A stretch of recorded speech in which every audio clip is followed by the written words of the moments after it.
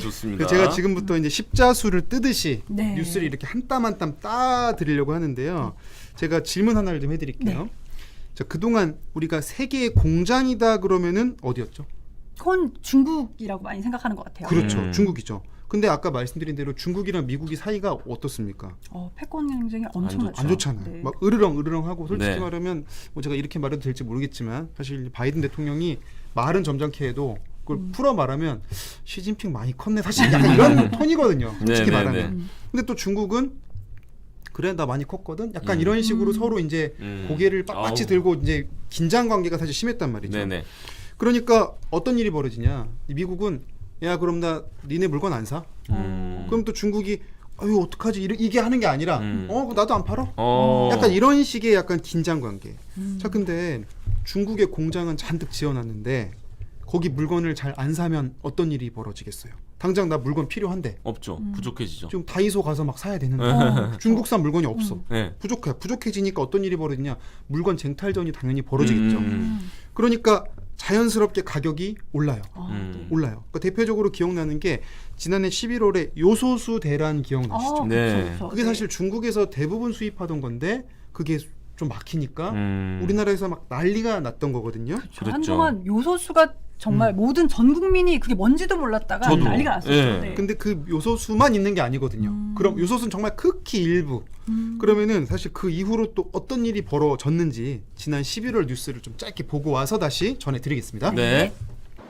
요소 하나가 이렇게 큰 문제를 일으킬 거라고는 아무도 예상하지 못했습니다. 일본이 수출을 통제한 불화수소 같은 전략물자도 아니고 특별한 기술이 필요한 것도 아닙니다. 그런데 그 흔하던 요소가 지금 한국 경제를 흔들고 있습니다. 기술적으로 굉장히 난이도가 높다든지 비용이 높은 건 아닌데도 불구하고 중국이 너무 저렴하게 들어오다 보니까 전 세계 공급망이 촘촘하고 유기적으로 연결된 지금 제2, 제3의 시한폭탄이 한두 개가 아닙니다. 한국이 수입하는 품목 12,500개 가운데 특정 국가 의존도가 80%를 넘는 품목은 3,900개나 됩니다. 그중 절반은 중국에 의존합니다. 자동차 차체와 항공기 부품 제작에 필요한 마그네슘, 중국 의존도는 100%입니다. 전기차 모터와 텔레비전에 들어가는 연구자석은 86%, 전기차 배터리에 사용되는 리튬은 83%를 중국에 의존합니다. 하나같이 한국의 주력 산업에 꼭 필요한 것들입니다. 중국에 대한 의존도가 워낙 다들 높다 보니까 부품이나 뭐 이런 것이 빠졌을 경우에는 전체 공정이 망가지는. 실제로 이 품목들의 국제 가격이 치솟고 있습니다. 중국이 전력난과 탄소 배출 규제로 마그네슘 생산을 줄이자 2달 사이 값이 4배 뛰었습니다. 알루미늄도 13년 만에 가장 비싼 가격을 기록했습니다. 그 여파는 전 세계로 확산되고 있습니다.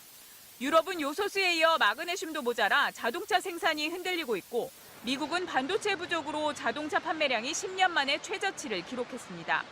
세계의 공장 중국에 의존해 가장 싼 생산 비용으로 최적화된 글로벌 공급망. 미중 패권 전쟁과 코로나 팬데믹으로 이제 그 시대가 저물고 있습니다.